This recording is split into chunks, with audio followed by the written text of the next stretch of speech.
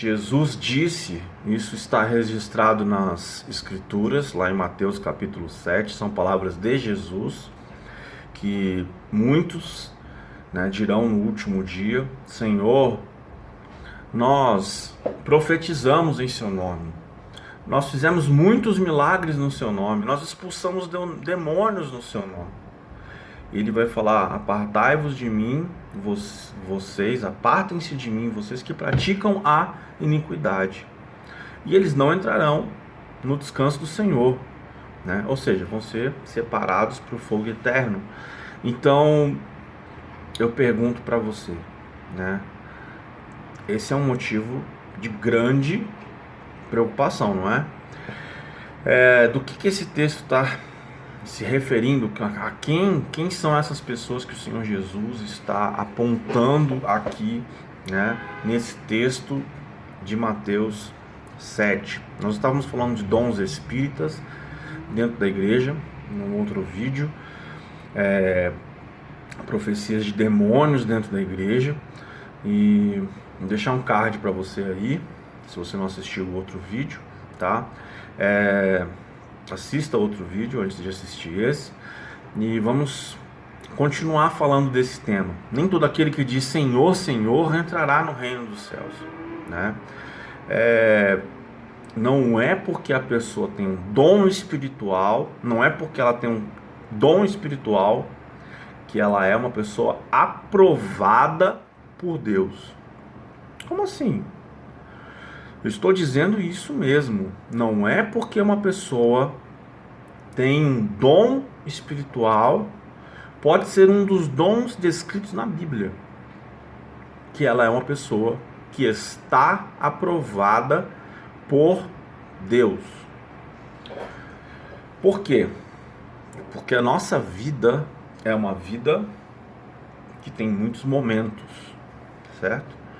Os dons espirituais são para todos aqueles que buscam o Senhor, tá? Passando uma moto aqui agora. Vou esperar a moto barulhenta passar. Ok. Então, nós compreendemos que, vamos dizer que se você na sua juventude se consagrou ao Senhor, buscou Ele de todo o seu coração, e você realmente encontrou a graça, a misericórdia dele, e ele te capacitou com alguns dons. Você ganhou almas, você serviu o corpo de Cristo. Os dons o Senhor não retira de você, tá? Os dons permanecem com você. O Espírito Santo, até ele mesmo, permanece em você, atuando na sua vida, tentando te convencer do pecado, do juízo e da justiça de Deus até os últimos dias da sua vida. Mas se você optar por caminhar no pecado e optar andar pela iniquidade, pelo caminho do pecado, você está sujeito a perder a sua salvação.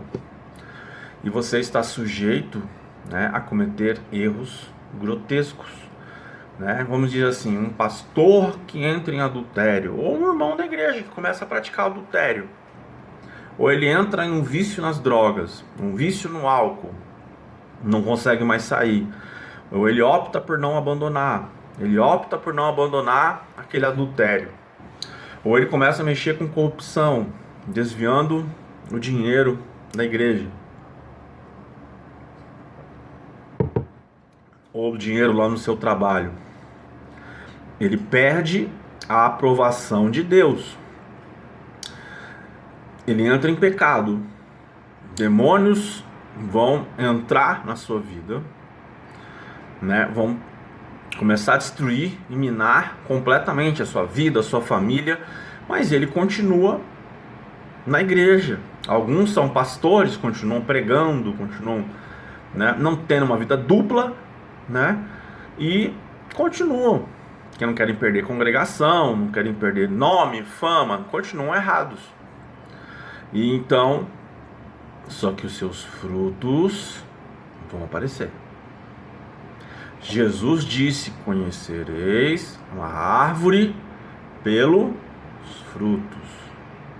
Uma coisa eu te garanto: uma pessoa em pecado, ela não consegue expressar os frutos, o fruto do Espírito. Ela não consegue expressar o fruto do Espírito, né? O fruto do Espírito, os seus 9 atributos, né, não podem ser guardados por uma pessoa que está vivendo em pecado, porque a pessoa perde o domínio próprio, a pessoa perde a fidelidade, ela vai perder a mansidão, ela vai perder a bondade, ela vai começar a perder, e você vai começar a ver que o fruto dela, né, não é mais o fruto do Espírito Santo.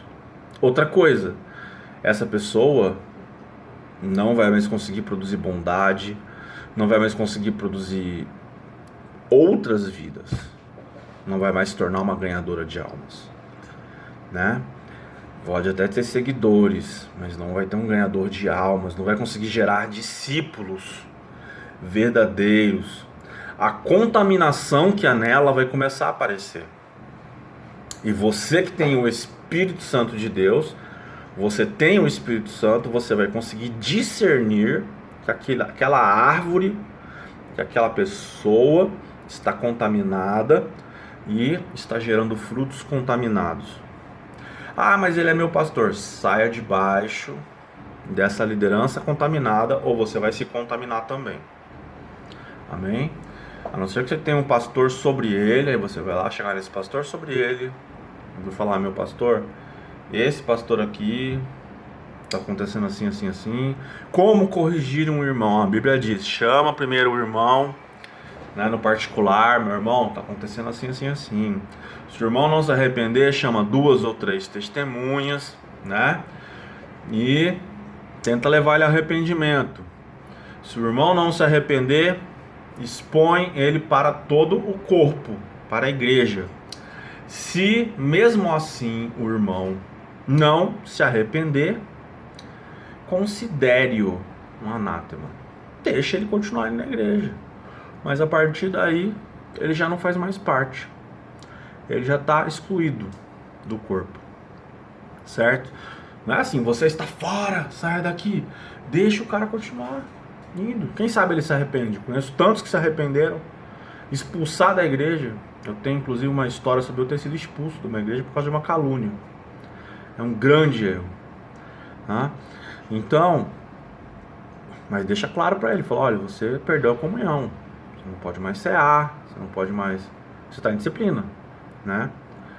E essas questões precisam ser tratadas no corpo pela liderança da igreja, tá? Mas ter dons espirituais: ah, mas o irmão revela, ah, mas o irmão fala em língua, ah, mas o irmão profetiza. Mas se ele está numa vida de pecado: ah, mas ele é pastor e a família dele está toda destruída. A Bíblia diz que um obreiro tem que primeiro governar bem a sua casa. Um obreiro tem que primeiro governar a sua esposa, bem os seus filhos. Ele tem que ser marido de uma só mulher, né? Ele tem que ter uma reputação ilibada com sua própria casa. E isso não tem acontecido. Tem muitos que são homens de Deus na igreja, em casa são animais, são cavalos, são verdadeiros profetas da calamidade, mulheres que são Jezabéis dentro de casa. Então, tá tudo invertido, irmão, tá? Nós precisamos compreender que o fato de haver um sinal espiritual, uma unção sobre a vida da pessoa, não significa que ela foi aprovada por Deus. Eu tenho embasamento bíblico para dizer isso para você, tá? Saul era um homem que não teve a aprovação de Deus, mas ele foi ungido rei. E ele era um homem ungido de Deus. Ele foi ungido rei, foi ungido pelo Senhor, mas o Senhor tirou dele a aprovação. tá? Um homem que tinha a unção de rei, unção de governo, a unção de liderança, né? A unção do governo, a unção de ser um rei, né? Tentou ultrapassar isso, tentou ser sacerdote, não podia. Pecou, porém não se arrependeu. Achou que era mais importante a sua reputação do que o quebrantamento. Olha a diferença entre ele e Davi. Davi também foi ungido rei. Quem pecou pior, ele ou Davi? Vamos falar assim. Davi adulterou e matou. Ele simplesmente tentou ser um sacerdote quando não podia, né? Davi também vestiu uma estola sacerdotal e dançou.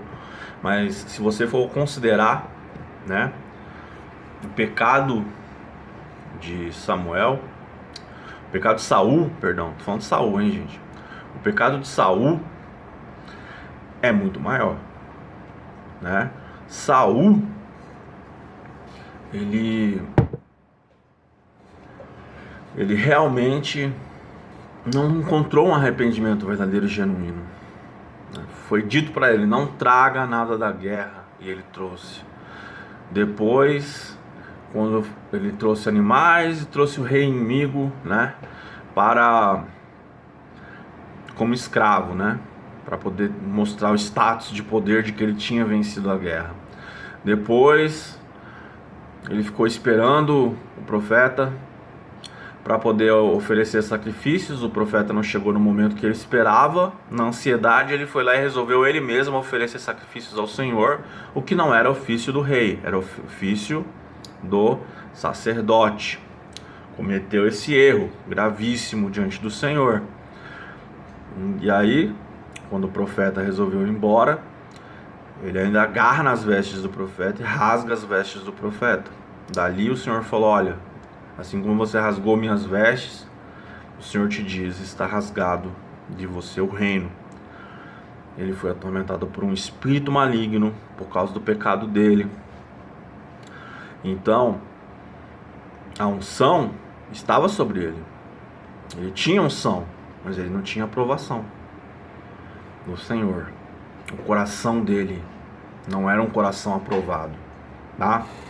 Porque grande importância para o Senhor é o seu coração ser um coração aprovado. Porque iniquidade, a palavra iniquidade, eu vou gravar um outro vídeo falando sobre isso, mas a grande diferença, né, entre pecado, transgressão, pecado por acidente, né, e a palavra pecado, iniquidade, que é avon no hebraico, avon no hebraico. Iniquidade significa ter a intenção no coração. Então, você comete a iniquidade quando você tem um pecado consciente.